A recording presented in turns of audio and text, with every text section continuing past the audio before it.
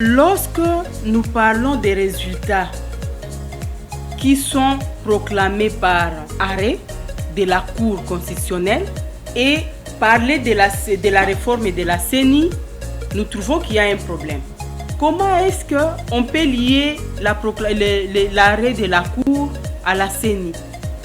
L'institution CENI, c'est juste une institution d'appui à la démocratie, une institution technique qui organise les élections et qui ne proclame pas les résultats définitifs avant l'arrêt de la Cour, puisque les résultats définitifs, c'est au niveau de la Cour.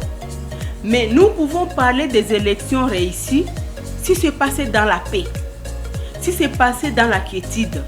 Après les résultats, un président en vie pour la première fois, la première alternance en RDC, dans le calme. Un dauphin qui échoue dans le calme. Un opposant qui prend le bâton de commandement dans le calme. Et donc, c'est cette paix dont nous avons besoin. Moi, je vous parle de notre mandat qui a pris fin.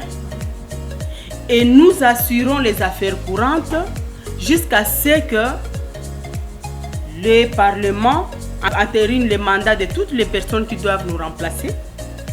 Et après le remplacement, qu'il y ait l'ordonnance du chef de l'État qui les nomme et qu'ils viennent passer à la remise et reprise à la CENI. Donc, il y a eu cette période de contentieux, une période, je crois, la plus longue de tous les contentieux électoraux qui ont déjà existé.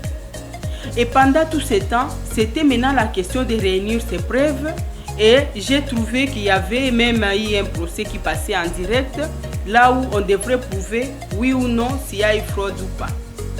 Ce qui passe en direct, c'est suivi par tous les Congolais, c'est suivi aussi par l'opinion internationale. Ce n'était pas la CENI. Et la Cour constitutionnelle ne s'était pas déplacée pour le faire à la CENI. Mais de quelle manière est-ce que la CENI peut commencer à parler de vrai ou faux ce que la Cour a proclamé et pourtant la CENI n'a pas ses pouvoirs, son pouvoir est technique.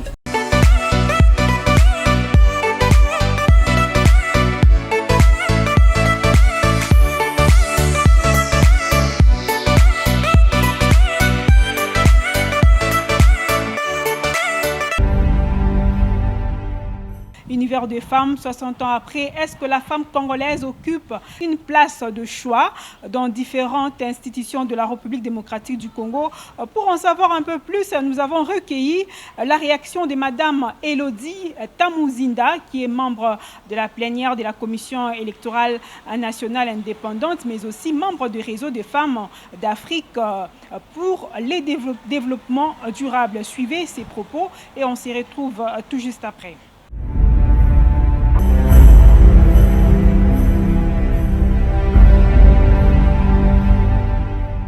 Bonjour Madame Elodie Tamuzinda, vous êtes membre de la CENI, vous assurez les affaires courantes, vous êtes également initiatrice de l'ASBEL Dignité Humaine, mais aussi membre du réseau des femmes d'Afrique pour les objectifs de développement durable. En quelques mots, comment vous assumez tout ça, toutes ces fonctions?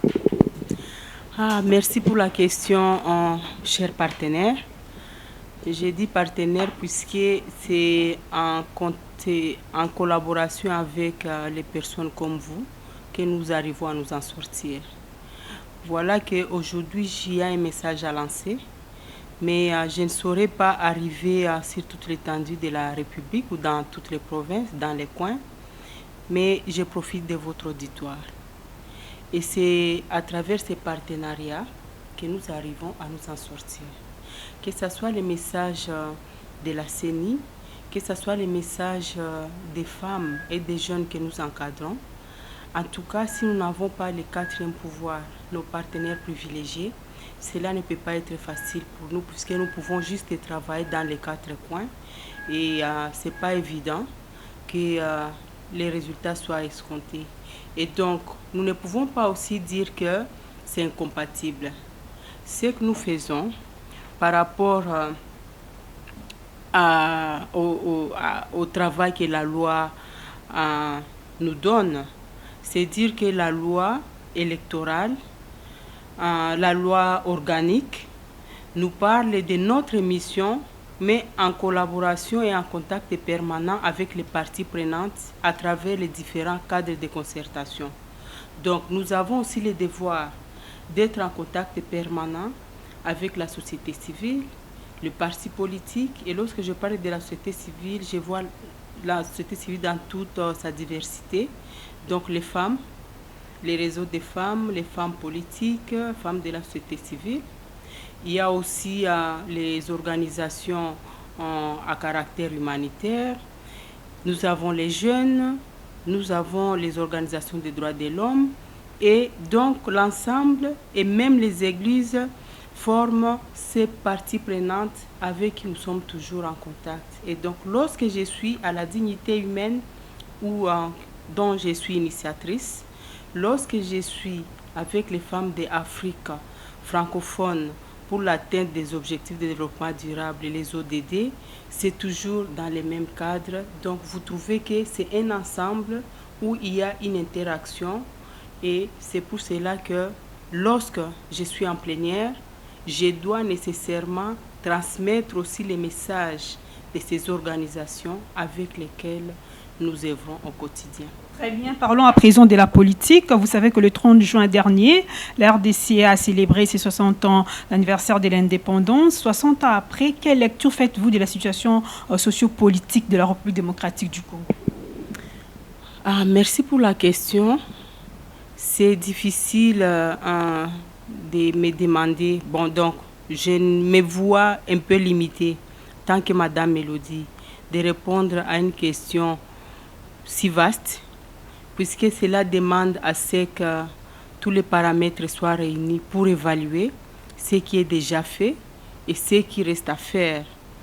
Mais nous devons comprendre aussi que le monde dans lequel nous vivons, c'est un monde quelque peu extrémiste. C'est un monde où seuls les côtés négatifs sont mis en exergue. Et pourtant, il y a eu autant d'étapes franchies par la RDC.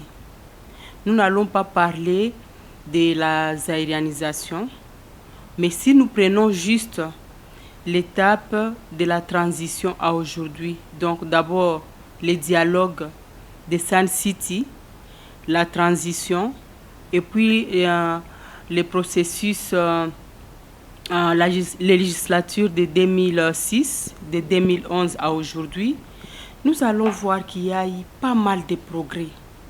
Et aujourd'hui, nous pouvons parler de la RDC comme une réalité. C'est même M. l'abbé Marumal ou Thérèse Mémoire l'avait épinglé. Donc la RDC, la République démocratique du Congo, n'est plus un rêve. C'est déjà une réalité. Mais cette réalité doit se construire au jour le jour.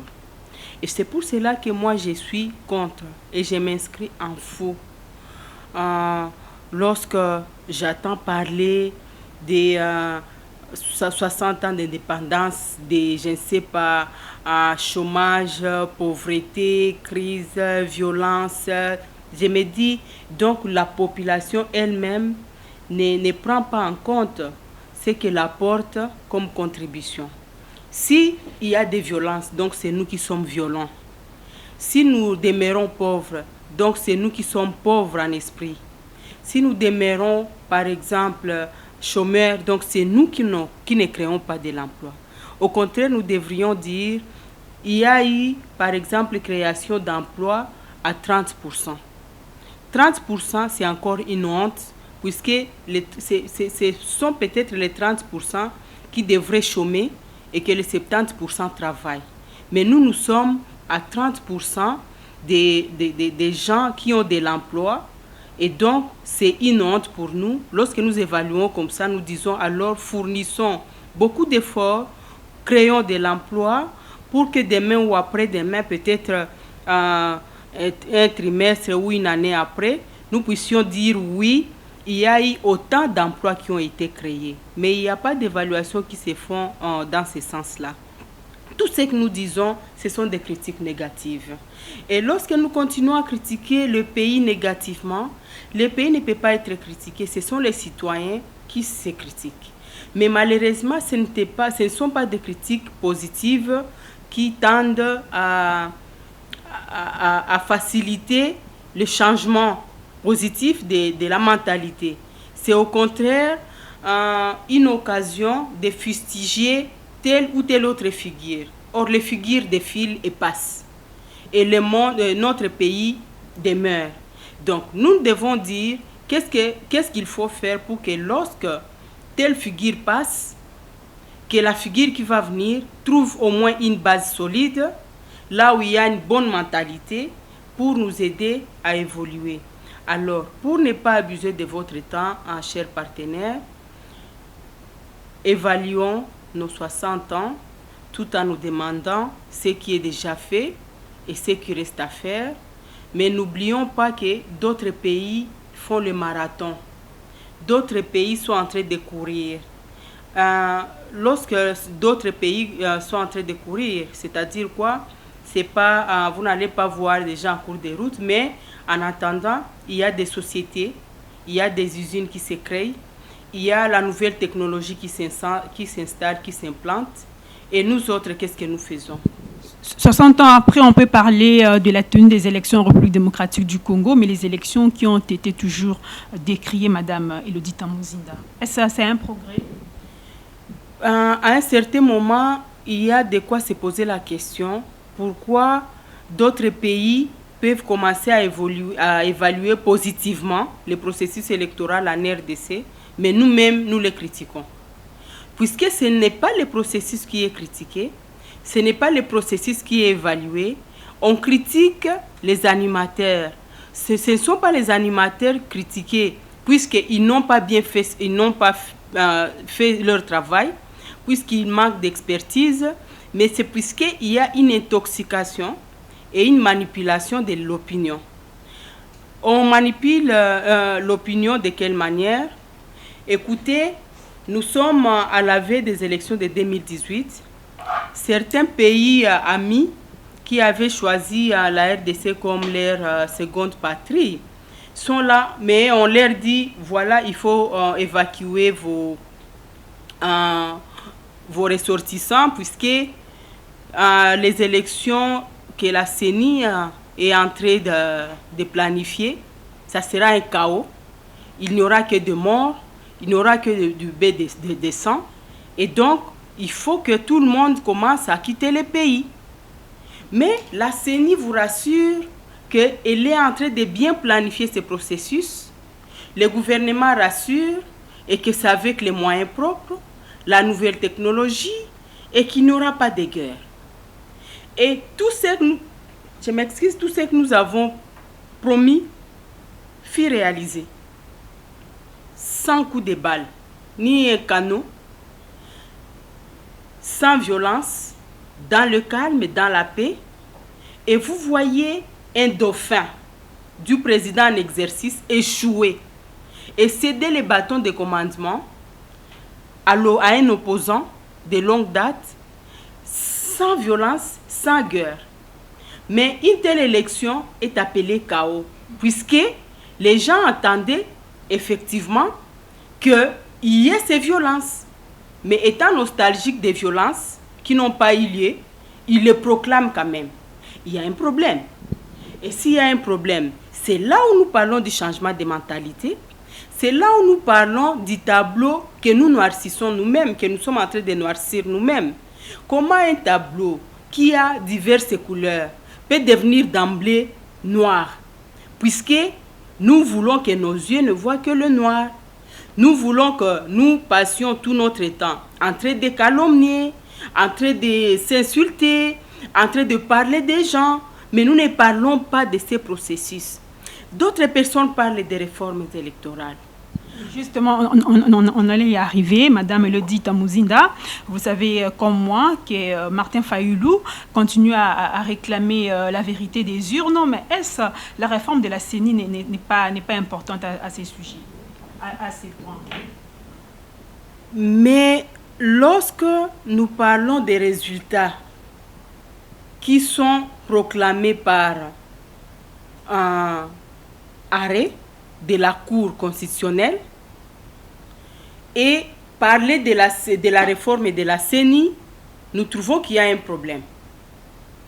Comment est-ce qu'on peut lier l'arrêt de la Cour à la CENI?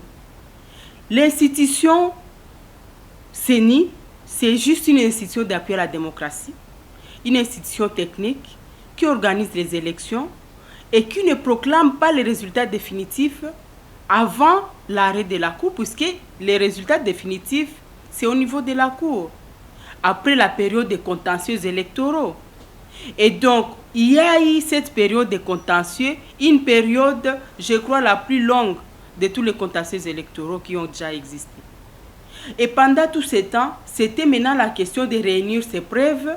Et j'ai trouvé qu'il y avait même eu un procès qui passait en direct, là où on devrait prouver oui ou non s'il y a eu fraude ou pas. Ce qui passe en direct, c'est suivi par tous les Congolais, c'est suivi aussi par l'opinion internationale. Ce n'était pas à la CENI. Et la Cour constitutionnelle ne s'était pas déplacée pour le faire à la CENI. Mais de quelle manière est-ce que la CENI peut commencer à parler de vrai ou faux ce que la Cour a proclamé, et pourtant la CENI n'a pas ses pouvoirs, son pouvoir est technique et se limite juste au niveau de l'organisation. Madame. Selon l'article 220 de la Constitution, mais l'article 220 de la Constitution ne donne pas à la CENI le pouvoir de traiter les contentieux et d'arrêter les résultats définitifs. À vous entendre parler, vous soulignez que 60 ans après l'indépendance, il y a eu de bonnes élections en République démocratique du Congo. Ce sont vos propos, à vous entendre parler. Mais aujourd'hui, est-ce que Ronsard Malonda, je crois que c'est ça son nom, peut être à la tête de la CENI comme président? D'abord, je vais revenir sur ce que vous veniez de dire en rapport avec les bonnes élections. Moi, je ne peux pas parler de bonnes élections en tant qu'électoraliste, puisque partout au monde, il n'y a jamais eu de bonnes élections. Là, on vous parlera de bonnes élections, sachez déjà d'emblée que c'est du mensonge. Si c'était vrai, aux États-Unis, il n'y aurait pas de problème lors des proclamations des résultats. Il n'y aurait pas de problème, puisque c'est une grande puissance. Dans d'autres pays, comme nous le savons, il y a même beaucoup de pays qui invitent la CENI pour son expertise, la CENI RDC pour son expertise. Maintenant, dites-moi, est-ce que nous pouvons parler de bonnes élections aux États-Unis, en Europe, je ne sais pas, en Asie? Non. Mais pourquoi en parler en RDC? Mais nous pouvons parler des élections réussies si c'est passé dans la paix, si c'est passé dans la quiétude. Après les élections, après les résultats, un président en vie pour la première fois, la première alternance en RDC, dans le calme. Un dauphin qui échoue dans le calme. Un opposant qui prend le bâton de commandement dans le calme. Et donc, c'est cette paix dont nous avons besoin. Mais juste après les élections, puisque les élections n'arrangent pas un pays, les élections ne sont qu'une voie pour atteindre la légitimité de celui qui doit, des dirigeants, mais aussi envisager la vie quotidienne de la population, dont le développement et autres thématiques. Nous ne pouvons pas être dans un pays où on ne parle que élection, élection. Et quand est-ce que nous allons parler de 60 ans d'indépendance? Mais justement, s'il y a eu de bonnes élections, il y aura de bons dirigeants qui vont travailler pour le compte, pour l'intérêt de toute la population congolaise. Je parlais de l'organe technique, qui est l'institution CENI, l'organe technique qui n'organise que les élections. Je parlais aussi du changement de mentalité de cette population qui doivent accompagner ces processus. Nous avons parlé des parties prenantes et je vous ai expliqué de quelle manière est-ce que la CENI travaille avec toutes ces parties prenantes. Maintenant, la CENI en soi ne peut pas jouer le rôle de toutes les institutions, ne peut pas jouer le rôle de tous les citoyens. Malheureusement, les citoyens croient qu'ils n'ont que les droits et qu'ils n'ont pas de devoirs ni des obligations. Or, chaque citoyen doit se poser la question de savoir ce qu'il apporte à cette nation. Est-ce que lorsque je me mêle juste dans des discussions où je ne fais qu'insulter l'autre, je me suis évalué? Non. Si je ne m'évalue pas, il y a encore un problème. Et c'est pour cela que la CENI ne peut pas changer la vie des citoyens. La CENI dit voilà, c'est une institution, il y a d'autres institutions, chaque institution joue son rôle, mais chaque citoyen également joue son rôle à tous les niveaux. Ma question était celle de savoir est-ce Ronsard Malonda peut être à la tête de la CENI? Lorsque vous me posez la question sur celui qui doit nous remplacer, il y a déjà un problème. Non, c'est plus qu'il travaille avec vous, non? Moi, je vous parle de notre mandat qui a pris fin. Et nous assurons les affaires courantes jusqu'à ce que le Parlement entérine toutes les personnes qui doivent entériner le mandat de toutes les personnes qui doivent nous remplacer. Et après le remplacement, qu'il y ait l'ordonnance du chef de l'État qui les nomme et qu'ils viennent passer à la remise et reprise à la CENI. Maintenant, moi qui suis en train d'assurer les affaires courantes, commencer à évaluer celui qui doit nous remplacer, en tout cas, c'est une question que je suis en train de suivre dans les réseaux sociaux, dans les médias, les militants de certains partis politiques qui parlent par-ci, par-là, mais qu'ils se posent d'abord la question de leurs membres qu'eux vont envoyer là-bas. Moi, je suis de la composante femme. Si vous me posez la question sur notre remplaçante, à la composante femme, je comprends que vous n'avez pas un point de vue à émettre là-dessus, Madame Elodie Tamouzinda. Vous êtes membre du réseau des femmes d'Afrique pour le développement des objectifs de développement durable, j'allais dire. Mais pensez-vous que la femme congolaise aujourd'hui, 60 ans après, occupe des postes de décision dans les institutions de la RDC? Je parlais des progrès qu'on doit palper, qu'on doit évaluer. Aujourd'hui, nous avons une femme présidente de l'Assemblée nationale. Nous avons des femmes qui sont des responsables des groupes parlementaires. Nous avons les femmes responsables des différentes commissions, les femmes ministres d'État, vice-premiers ministres. Et donc, vous comprenez que même dans l'institution CENI, nous avons 4 femmes. Nous n'avons pas atteint les 30%. Mais nous ne sommes pas non plus à 0. Nous ne sommes pas à 5%. Nous sommes en train d'évoluer et voir comment est-ce que nous pouvons atteindre les 30% et atteindre même les 50% comme le stipule notre constitution. Mais madame, chers partenaires, c'est une lutte. Il n'y aura pas de cadeau. Mais la lutte là doit être une lutte que nous menons en unisson.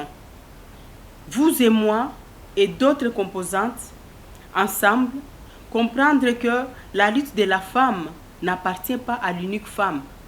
L'équilibre genre, c'est l'équilibre sociétal. C'est l'équilibre de la famille. C'est l'équilibre de la nation. Puisque nous sommes ici, vous avez vos talents que je n'ai pas, que votre époux n'a pas, que votre ami n'a pas, que vos voisins n'ont pas, ou les familiers. Mais lorsqu'on se complète, ça s'appelle l'équilibre. C'est ça la complémentarité. Et c'est pour cela que nous ne pouvons pas continuer à parler lutte femme pour femme. Nous devons parler de l'équilibre genre au sein de la société, là où nous avons besoin de l'apport de tous. Et pourquoi jusqu'à présent la parité n'a jamais été respectée? C'est puisque l'homme étouffe la femme ou c'est la femme qui s'étouffe elle-même? Je peux dire que l'homme ne peut pas barrer la route à une femme qui est bien organisée. Et si c'est de bonne guerre, si l'on peut occuper un poste qui est recherché par la femme, c'est de bonne guerre. Qu'est-ce que la femme fait pour que ces postes lui reviennent? Il y a aussi cette question. Qu'est-ce que la femme fait pour que la campagne qu'elle bat soit une campagne qui porte un message au sein de la communauté? Est-ce que ce n'est pas de dire, je viens ici, je suis une femme, votez pour moi? On ne peut pas dire, je suis une femme, votez pour moi. Vous êtes une femme qui a travailler avec les femmes maraîchères. Ces femmes maraîchères s'identifient en vous, ils vont voter pour vous. Sensibiliser ces femmes lors de l'enrôlement, qu'elles s'enrôlent massivement et qu'elles votent pour vous. Mais vous-même, vous êtes en train de suivre des discours de ceux qui vous entourent pour dire non, non, non, boycotter ce processus. En attendant, les femmes que vous sensibilisez, qui devraient voter pour vous, ne s'enrôlent pas. Puisque vous leur avez dit de ne pas s'enrôler. Bon, maintenant, à la veille des élections, je viens voter pour moi. Est-ce que vous connaissez combien de femmes réellement qui ont des cartes d'électeurs? Non. Et donc, c'est notre lutte que nous devons recadrer. Et savoir que nous ne sommes pas en contradiction avec notre entourage. C'est au contraire une harmonie. Et les hommes vont dire non, non. Nous devons élire pour cette femme puisqu'il y a ça, ça, ça, ça. Ou bien nous ne pouvons pas élire pour cette femme puisqu'il y a ça, ça, ça. Les jeunes du quartier peuvent dire, ah, maman, on a, en tout cas, il faut te voter. Donc, tout ça nous mène à dire qu'il n'y a pas une lutte acharnée, il n'y a qu'une harmonie à rechercher. Et l'harmonie ne va pas commencer auprès des hommes. L'harmonie, c'est d'abord au sein des structures féminines, au sein des actions que nous menons, et demain ou après-demain, nous pouvons envisager avoir autant, puisque nous avons une province, c'est la province de Haut-Ouélé. Non, je m'excuse, c'est la province de Haut-Ouélé, oui. Là où il y a en tout cas autant de femmes plus que des hommes. Donc les femmes, ils sont toujours votées massivement. Et nous voyons même la ministre d'État Béatrice, elle est là. Nous voyons notre députée Inagos, elle est là. Et nous avons une autre députée qui est là, femme. Et donc ce sont des femmes qui ont compris qu'il faut d'abord encadrer la communauté pour que la communauté vous porte. On ne commente pas le discours du chef. Et nous sommes une institution d'appui à la démocratie. Ce que le chef dit a une force de loi.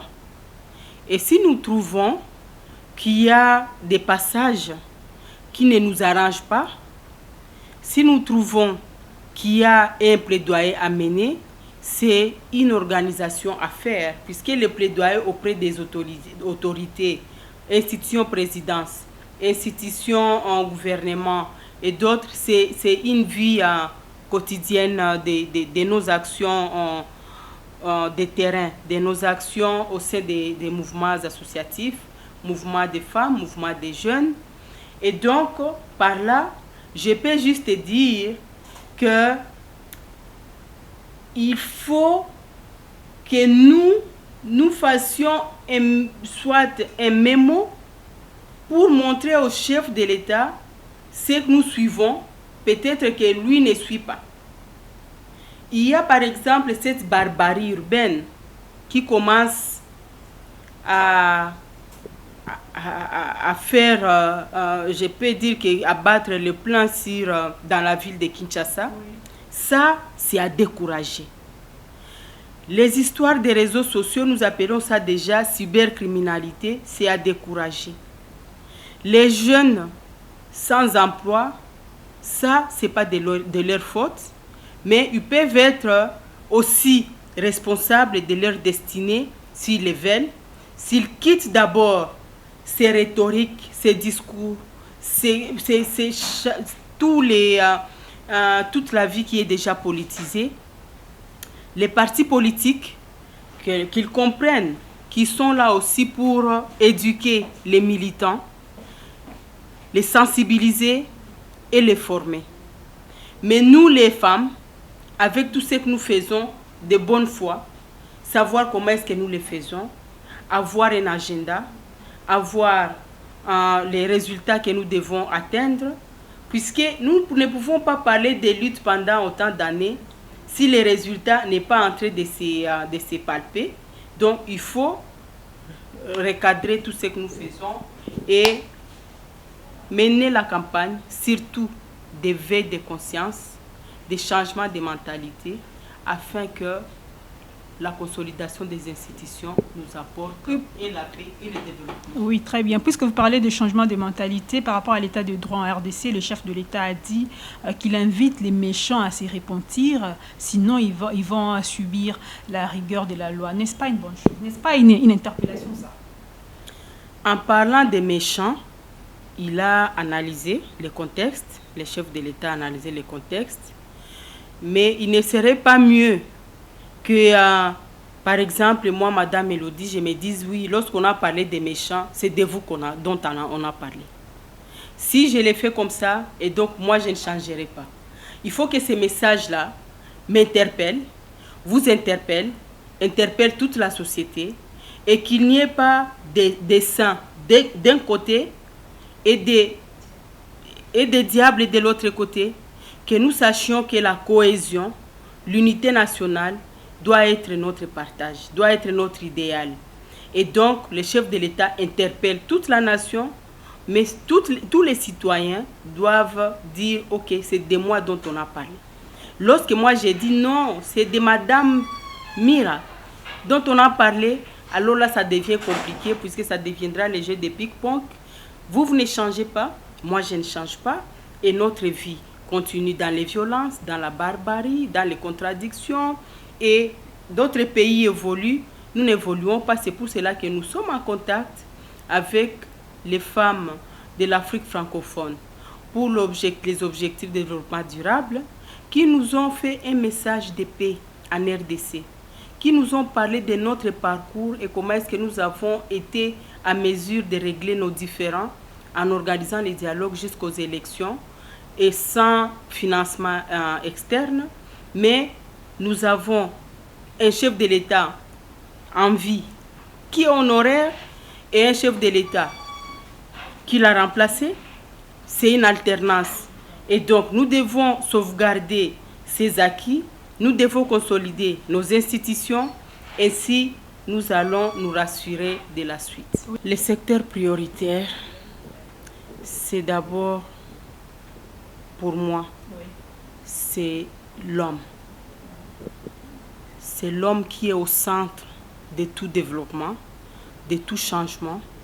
Et donc, nous ne pouvons pas croire que ce qui nous entoure va changer d'emblée si nous-mêmes, nous ne changeons pas.